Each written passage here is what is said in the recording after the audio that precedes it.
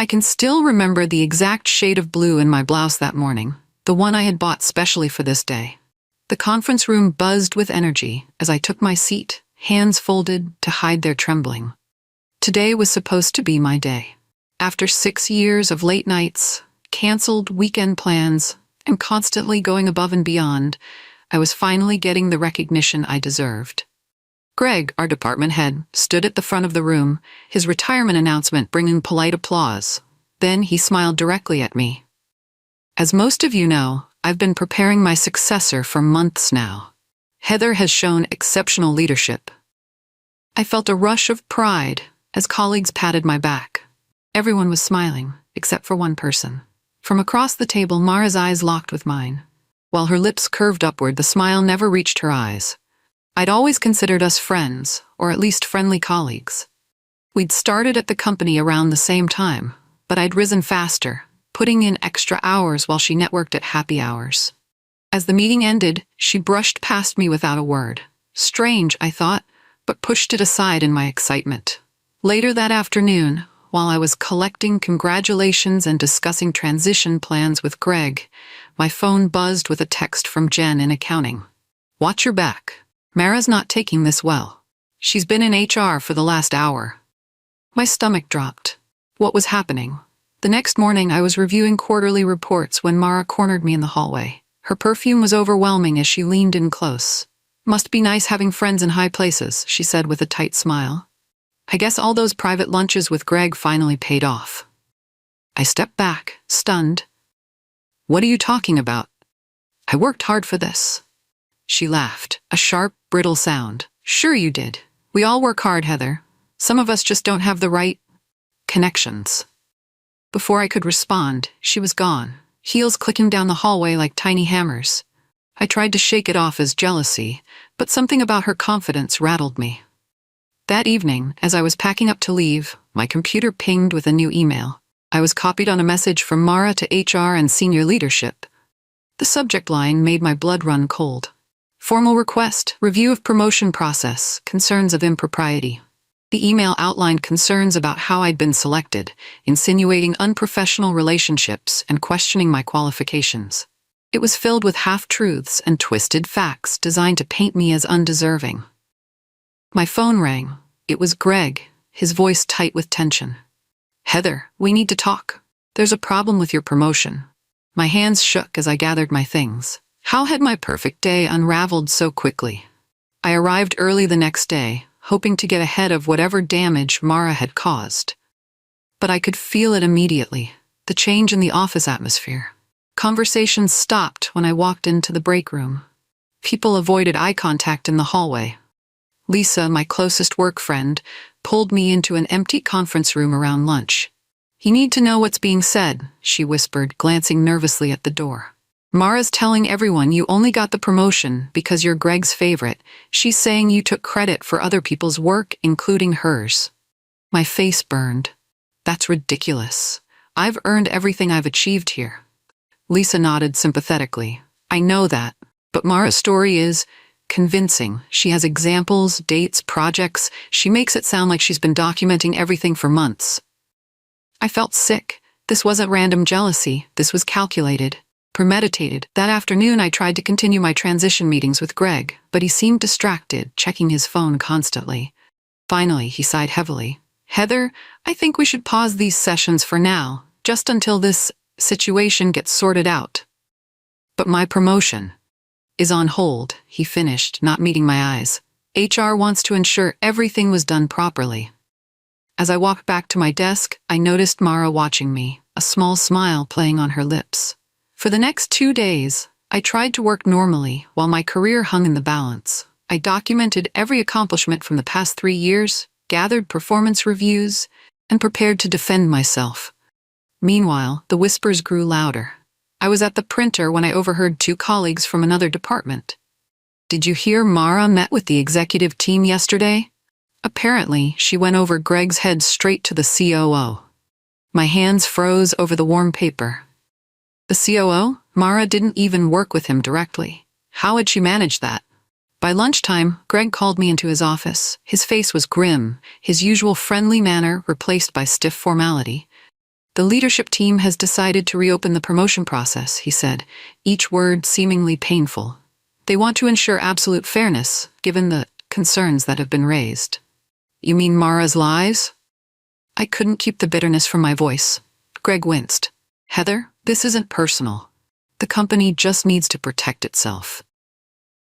Later, as I was getting coffee to calm my nerves, I heard Mara's voice from around the corner of the break room. I had to do it, she was saying to someone. I told them I'd file a discrimination complaint if they didn't take my concerns seriously. They can't afford that kind of publicity right now. My coffee mug nearly slipped from my fingers. She was blackmailing the company. I knew I'd lost before the official word came down.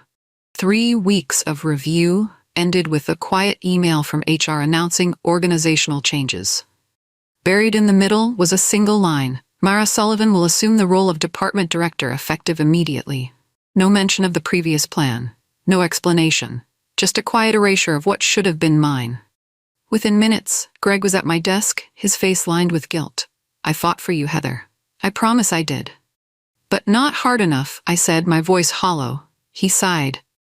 The executive team felt this was less complicated. Please don't quit. We still value you here. We'll find another way for you to grow. I wanted to scream, to flip my desk, to march into the executive suite and demand justice. Instead, I nodded stiffly, holding back tears until he left. That afternoon, Mara strutted to my desk, wearing a new blazer that probably cost more than my monthly car payment. Her smile was bright with victory. No hard feelings, right? It's just business, she said, loud enough for nearby colleagues to hear. I'm sure you'll get your chance, eventually. As she walked away, I realized something had broken inside me. Not my spirit, but my naivety. I'd always believed hard work would be rewarded. Now I understood. Sometimes the snake beats the ladder. I didn't quit that day, but I made a promise to myself. This wasn't over. Mara wasted no time making her mark. Within a week, she'd completely reorganized the department, conveniently removing me from every project I'd been leading. We need fresh perspectives, she announced in our first team meeting under her leadership. Her eyes lingered on me as she added, some of our processes have become stagnant. My major client accounts were reassigned. My weekly strategy meetings disappeared from both the calendar. Even my desk was moved to a corner far from the action, beside the supply closet and printer, a constant hum of machinery now my daily soundtrack. It's nothing personal, she told me with fake sweetness when I confronted her. I just think your talents could be better used elsewhere. That elsewhere turned out to be nowhere. Each morning I'd arrive to find fewer emails in my inbox, fewer invites on my calendar. People stopped asking for my input. In meetings I was still allowed to attend, Mara would interrupt whenever I spoke. After 2 weeks of this, she called me into her office, my old office, now redecorated with her things. I'm putting you on a special project, she said, sliding a folder across the desk. Inside was a vague description of a departmental efficiency study, with no clear objectives, timeline, or resources. You'll report directly to me on this, she added. No need to bother the rest of the team. As I left her office, the truth hit me. This wasn't a project. It was a prison, designed to isolate me completely. 3 weeks into Mara's reign, we had our monthly team call with the entire department. 20 faces filled the video grid as Mara reviewed our quarterly numbers. As you can see, she said, her voice sharp with disapproval, our client retention metrics have dropped by nearly 7%. She paused, then added, this appears to stem from projects previously managed by Heather. My face burned as all eyes turned to me. These were the very projects she'd taken away from me weeks ago. Heather, she continued, perhaps you can explain to the team why these accounts were in such disarray when they were transitioned. The silence was deafening. I took a deep breath. These accounts were meeting all KPIs when they were reassigned 3 weeks ago, I said calmly. I'd be happy to share the reports from that time. Mara's smile tightened. Well, something clearly went wrong under your watch. We'll discuss offline. That discussion never happened, but the damage was done. She'd publicly planted the seed that I was incompetent. After the call, I sat in my car in the parking garage, shaking with anger. Then I opened my personal laptop and created a new document. Mara Sullivan, Incident Record. I logged the date, time, and exact words of what had happened, including witnesses. This wasn't just emotional anymore. This was survival. If she wanted to destroy me, she'd need to try harder. A text from a colleague popped up. "She's trying to push you out. Don't give her the satisfaction." I hadn't planned on it. By month 2 of Mara's leadership, the department was showing signs of strain. 2 team members had requested transfers. Client complaints were up. The easy camaraderie we'd once had was replaced by tense silences and closed doors. I'd continued documenting everything: Mara's targeting, the projects she'd mismanaged after taking them from me, the measurable decline in results. My incident log was now 15 pages long, each entry meticulously dated and detailed. Finally, I requested a meeting with the VP of Human Resources, Diane, who had always been fair. "I appreciate your thoroughness," Diane said carefully after reviewing my documentation. "But I hope you understand, these situations are complicated." Is it complicated to see that she's systematically isolating me? That client satisfaction has dropped 20% on accounts she took from me? My voice rose despite my efforts to stay calm. Diane held up a hand. "Heather, I hear you. I do. All I can say is that we're aware of certain dynamics in your department. Please be patient with the process." I left feeling deflated. Be patient felt like code for, "we're not going to help you." Back at my desk, I found a calendar invitation from Patricia Reynolds, VP of Product Development, a division I'd collaborated with occasionally, but had no direct connection to. The subject line simply read, "Exploratory Leadership Opportunity." I stared at it, confusion mixing with the first tiny spark of hope I'd felt in months. Patricia Reynolds' office was on the top floor, executive territory I rarely visited. Her assistant showed me in promptly, offering water that I accepted with a dry mouth. Patricia was known for her directness, and she didn't disappoint. "You're being wasted," she said the moment pleasantries were done. "I've watched your situation with interest. Not many people would have handled it with your grace." I shifted uncomfortably. "I'm not sure what you mean." She smiled slightly. "Let's not pretend. I've worked with Mara before. This isn't her first power play." My heart thumped. Finally, someone who understood. "Here's the thing," Patricia continued, sliding a folder across her desk. "We're creating a new division focused on customer experience innovation. It's still in the planning stages, but I need someone who understands our clients deeply, someone with both technical knowledge and people skills." I opened the folder to find a draft organizational chart. At the top was a new title, Director of Customer Experience Innovation. "This would report directly to me," Patricia said, watching my reaction. "No intermediaries. And yes, it's a promotion from your current level." For the first time in months, I felt something other than dread about my career. But doubt quickly followed. "Why me?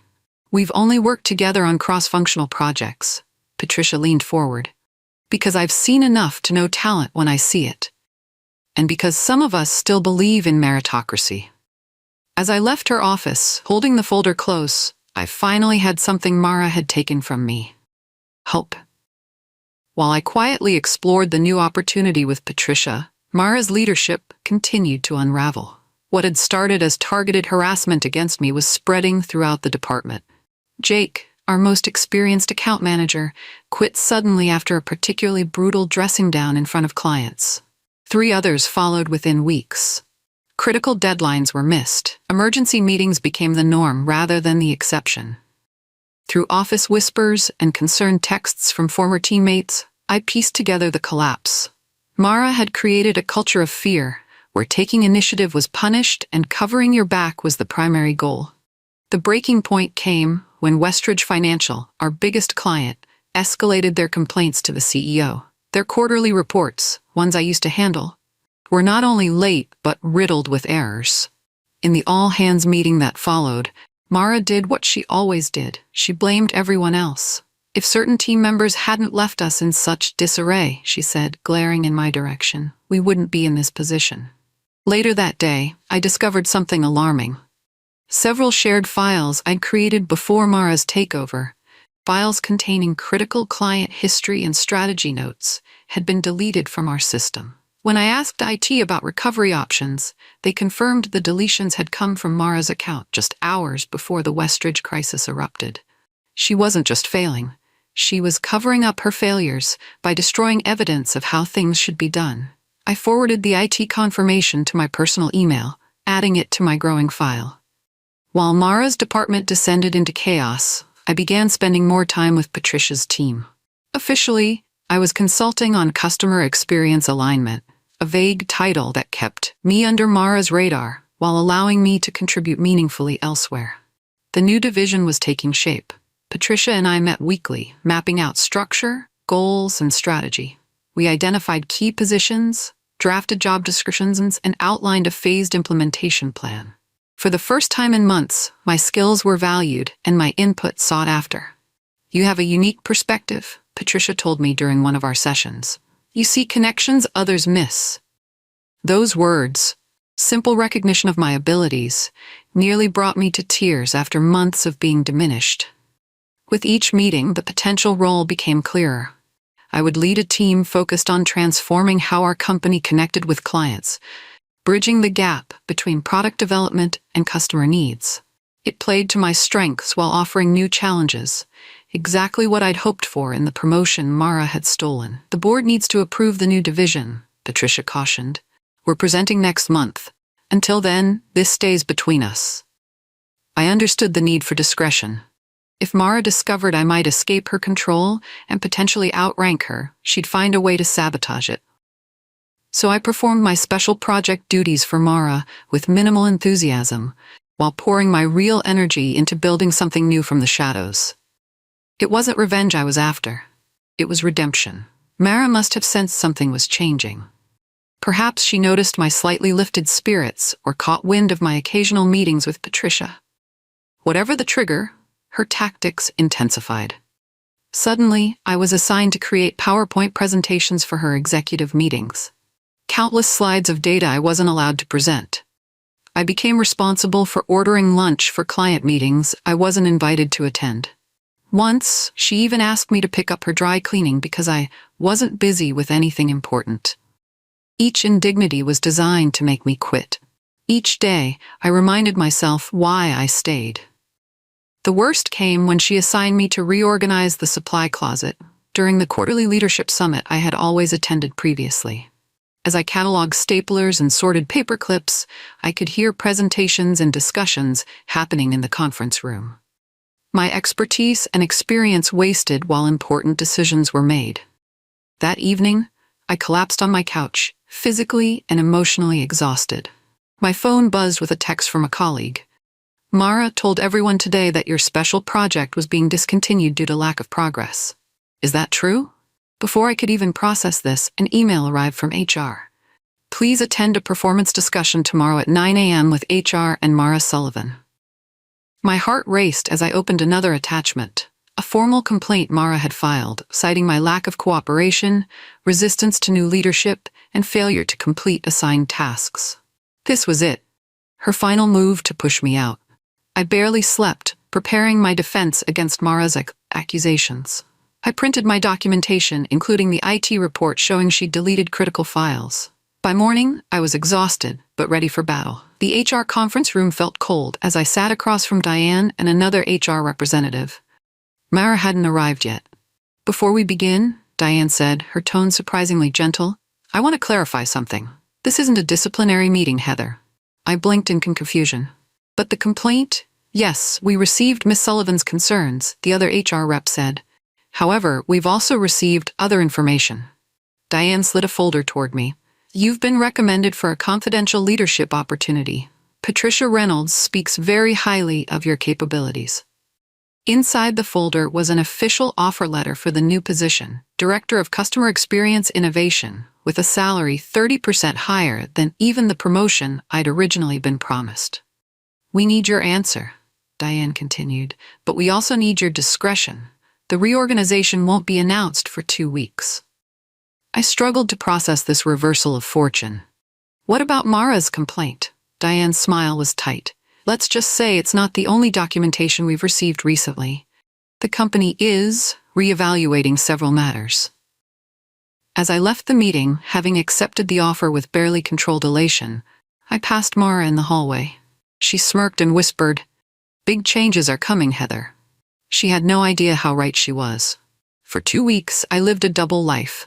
To most colleagues, I was still the same Heather, sidelined and struggling under Mara's leadership. But behind closed doors, I was preparing to lead a new division. The offer Patricia and HR had presented exceeded anything I'd imagined. Director-level title, substantial salary increase, my own team, and a budget for innovation projects. Most importantly, I would report directly to Patricia, completely outside Mara's chain of command. The final paperwork arrived on a Friday afternoon. As I signed the last page, a strange calm settled over me. This wasn't the path I'd planned, but somehow it felt right, as if the universe had corrected its own mistake. Monday morning, I arrived early to find facilities staff placing my name plaque on an office door in the executive wing. The space was larger than my old cubicle, with windows overlooking the city and new furniture already installed. Is this really happening? I whispered to myself, running my fingers along the desk's smooth surface. At 9 a.m. sharp, the company-wide email went out, announcing the creation of the Customer Experience Innovation Division, to be led by Heather Adams, who brings extensive client knowledge and strategic vision to this critical role. My phone immediately exploded with congratulatory messages. Former teammates expressed delight and surprise. Even Greg sent a thumbs-up emoji. Notably absent was any response from Mara. She hadn't been included in the advance notice distribution list. By lunchtime, the rumor mill confirmed what I'd suspected. Mara had learned of my promotion from the all-staff email, just like everyone else. My first week as director was a whirlwind of meetings, team building, and strategic planning. While I was busy setting up my new division, word reached me that Mara was struggling to control the narrative. "She's telling everyone your position is just ceremonial," Lisa reported during our lunch catch-up. "She's saying you don't have any real authority." I just smiled. We both knew the truth would become evident soon enough. That truth arrived in the form of my first major assignment, overseeing the rescue of the troubled Westridge financial account, the very client Mara had lost control of. Patricia's directive was clear: fix what's broken and rebuild their trust.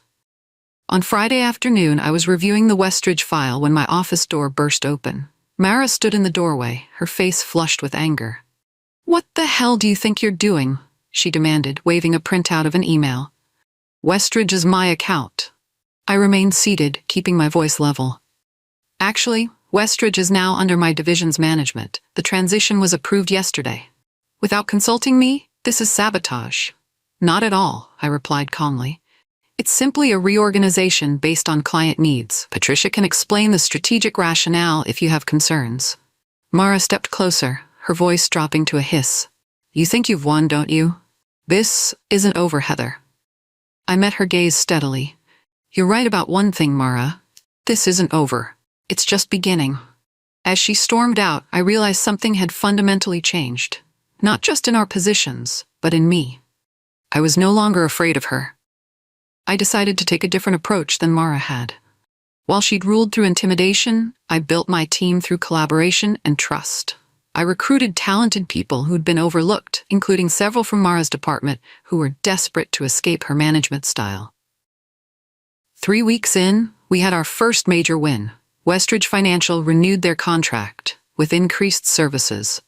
The executive team took notice, and Patricia made sure everyone knew whose leadership had made the difference. Mara's response was swift and predictable. She cornered me in the parking garage that evening. "You're poaching my team," she accused, blocking my path to my car. "First my accounts, now my people? You're deliberately making me look bad." I sidestepped her, keeping a professional distance. "People make their own career choices, Mara, and as for making you look bad," I paused, choosing my words carefully. "That's not my doing." Her face contorted with rage. "This is all because you couldn't handle losing that promotion to me. You're pathetic." "This is above your level now," I said quietly. "I suggest you focus on your own department's performance instead of worrying about mine." The next morning, I received a notification that Mara had filed another HR complaint, this time for professional interference and undermining departmental authority. It was her third complaint in as many weeks, each more desperate than the last. I forwarded it to Patricia with a simple note. "FYI, I'm focused on results, not drama." Her response came minutes later, Exactly why you're where you belong. Let HR handle it. While Mara fixated on fighting me, her own department continued its downward spiral. 2 more team members transferred to my division. Client complaints mounted. Deadlines were missed with increasing frequency. I kept my distance from the chaos, focusing instead on building something positive. My team was thriving, morale was high, and our results spoke for themselves. The contrast between our divisions became impossible to ignore. HR had begun a quiet investigation, interviewing current and former members of Mara's team. Though the process was confidential, whispers emerged. Words like hostile, toxic, and unsustainable floated through the break room conversations. During a director-level meeting, Mara's quarterly report showed alarming metrics. Client retention down 23%, team turnover at 40%, project completion rates fallen by half. She blamed market conditions, staffing issues, even system failures. Everything except her leadership. As she fumbled through explanations, I noticed the executive team exchanging glances. Even without speaking, their message was clear. This couldn't continue. Later that day, Patricia sent me a text that made my heart race. Expect a shakeup. Stay focused on your work. That evening, I worked late, preparing for a client presentation. As I was leaving, I saw the lights still on in the HR conference room. Through the glass, I glimpsed Mara sitting across from Diane and 2 people I recognized from legal. Their faces told me everything I needed to know. The next morning, I arrived to find security personnel stationed discreetly throughout the office. An unusual tension hung in the air, conversations hushed and eyes watchful. By 10 a.m., Mara was called into an unscheduled meeting with HR, legal, and the COO. She walked past my office on her way, her expression a mixture of confusion and defiance. She didn't know what awaited her, but I did. While the meeting took place behind closed doors, IT security arrived at Mara's office. They changed her passwords, secured her files, and placed her personal items in a box. It was the corporate equivalent of an execution, swift and final. I stayed in my office, deliberately avoiding the spectacle. This wasn't a moment for gloating or celebration. Despite everything Mara had done, watching someone's career implode brought me no joy. An hour later, the company grapevine confirmed what I'd suspected. Mara was being escorted from the building. She wouldn't be coming back. Lisa stopped by my office, her eyes wide. Did you know this was happening? I had an idea things were coming to a head, I admitted. But the specifics weren't my business. Aren't you even a little happy? She pressed. After everything she did to you? I considered the question carefully. I'm happy justice exists. I'm happy the company finally saw the truth. But no, I'm not happy to see anyone's career end like this, even hers. Lisa studied me for a moment. You really are different, aren't you? Mara would have thrown a party. That's exactly why she's gone and I'm still here, I replied softly.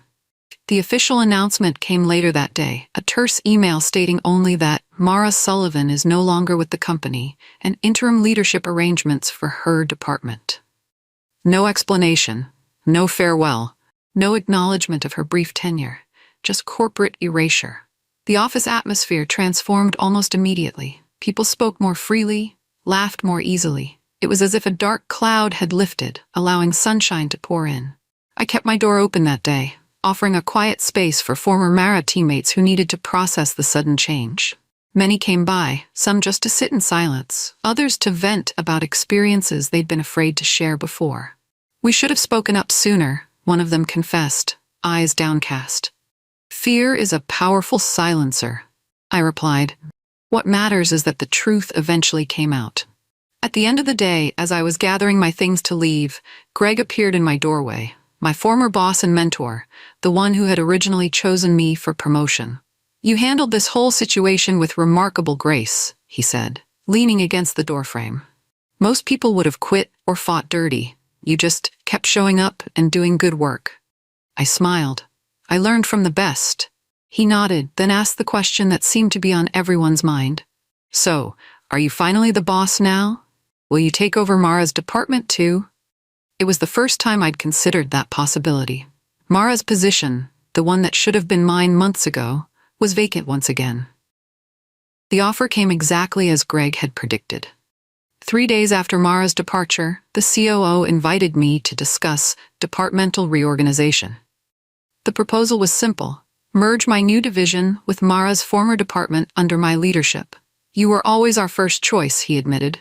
We made a mistake allowing other factors to influence that decision. It was the closest thing to an apology I was likely to get from executive leadership. The role they offered was bigger than what I'd originally been promised, with more responsibility, more visibility, and of course more compensation. On paper, it was everything I'd wanted 6 months ago. The completed circle, the justice served. I took a day to consider it, seeking Patricia's counsel. It's ultimately your decision, she said. But consider this. Is stepping into Mara's old role really a step forward, or is it just going back to a place you've already outgrown? That night, I made my decision. The next morning, I declined the offer with respect but firmness. I'm focused on building this new division, I explained. It's innovative work that excites me. I believe I can create more value here than by looking backward. The COO seemed surprised but didn't push back.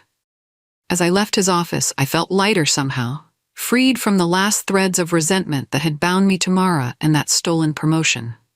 That afternoon, a courier delivered a handwritten card to my office. It was from Greg, now enjoying his retirement. The message was simple. You chose the higher road. Proud of you. 6 months into my role as director, I was cleaning out old files when I discovered something I'd forgotten. In a folder labeled Succession Planning, I found Greg's original notes from before his retirement, his evaluation of potential candidates to replace him. My hands trembled slightly as I read his detailed assessment of my strengths, his confidence in my abilities, his plans for mentoring me into the role. The final page contained his summary recommendation. Heather has earned this promotion. 100%. Her strategic thinking, client relationships, and team leadership set her apart. She doesn't just meet expectations, she redefines them. I can think of no better steward for this department's future. Tears pricked at my eyes, not from sadness or lingering resentment, but from the validation that my original path had been earned, not given. Greg had seen my value all along. I tucked the notes back into the folder, feeling a sense of closure. The past was finally settled. What mattered now was the future I was building. And that future was exceeding all expectations. My division had quickly become known for innovation and results. Our client satisfaction scores led the company. Our team morale was referenced in all hands meetings as the standard to aspire to. I hadn't just survived Mara's attempt to destroy my career. I had transcended it, creating something better than either of us had imagined. Life has a way of coming full circle when you least expect it. Almost a year after Mara's dramatic exit, her name appeared in my inbox. The subject line was simple: contractor application review. Our company regularly hired outside consultants for specialized projects. As director, I reviewed applications for any work related to customer experience. There, waiting for my approval or rejection, was Mara Sullivan's consulting firm.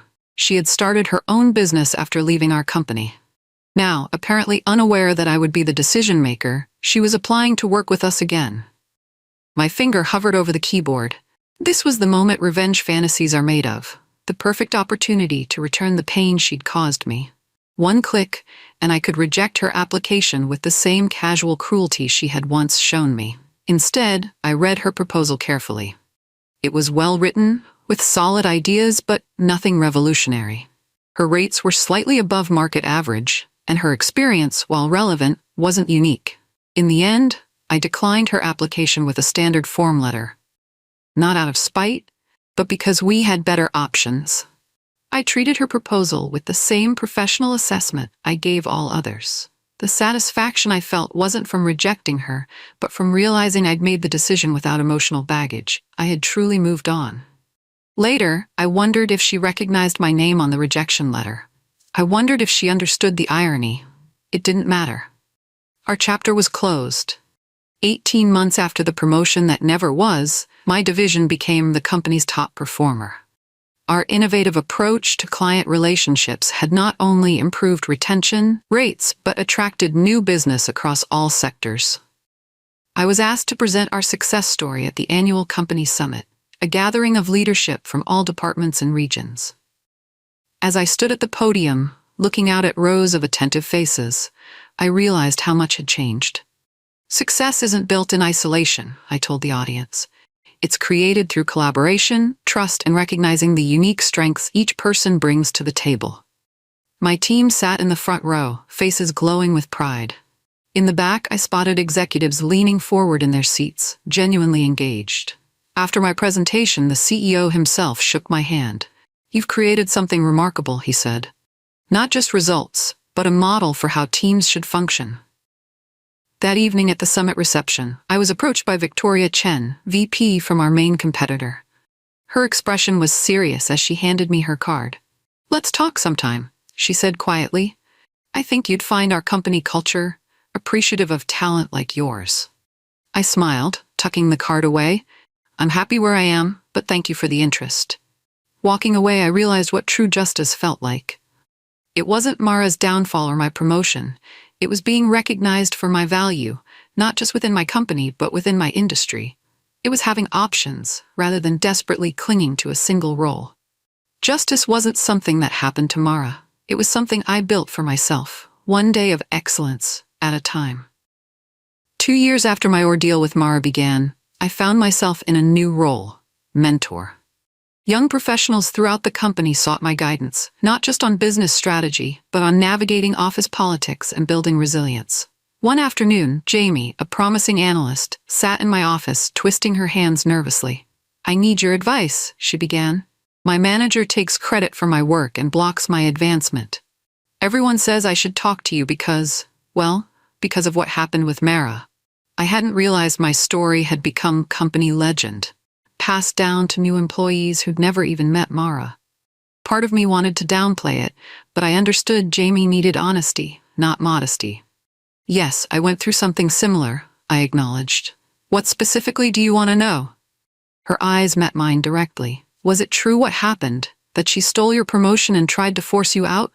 That you never fought back? Just kept working until she self-destructed?" I considered my answer carefully. "Every word is true, but it's important you understand why I handled it that way." "That's exactly what I want to know," Jamie said eagerly. "I'm so angry all the time. My manager is undermining me in meetings, just like your story. How did you not lose your mind?" I smiled at her intensity. I did lose my mind, privately. I cried in my car. I drafted resignation letters I never sent. I imagined confrontations that never happened. Jamie's expression showed surprise. "But everyone says you were so calm through it all." Externally, yes. But strength isn't about not feeling pain or anger. It's about choosing how you respond to it. In my glass-walled office, 3 years after that fateful day when my promotion was stolen, I watched my team work together seamlessly beyond the doorway. My division had doubled in size, with industry awards lining my shelves and a reputation that opened doors throughout the business world. Jamie, now my senior analyst, brought in 2 cups of coffee and sat across from me. Her own career trajectory had transformed once she transferred to my team, away from her problematic manager. "I've been thinking about our first real conversation," she said, stirring her coffee thoughtfully, "when I asked how you survived what Mara did to you." I smiled, remembering her intensity that day. "You've come a long way since then. Because of what you taught me." She hesitated, then asked, "Do you ever wish you'd fought dirtier? Called Mara out publicly? Filed complaints sooner? Played her game?" The question made me pause and truly reflect. In moments of honesty, I had sometimes wondered if taking the high road had been worth the pain and anxiety of those months, if a well-timed confrontation might have spared me some suffering. "No," I finally answered, with absolute certainty. I chose the higher road not because it was easier, but because it allowed me to become someone I'm proud to be. Fighting dirty might have felt good momentarily, but I would have become a version of Mara in the process. I gestured toward the thriving team beyond my office windows. "And the view's better from here." Jamie nodded, understanding dawning in her eyes. "It's not just about winning, is it? It's about how you win." "Exactly." I leaned back in my chair, peaceful in the knowledge that I had won, on my own terms. The higher road hadn't just led to professional success, it had led to something far more valuable, the unshakable certainty that my success was built on merit, integrity, and perseverance, not shortcuts or schemes. Some victories aren't measured in titles or salaries, but in who you become along the way.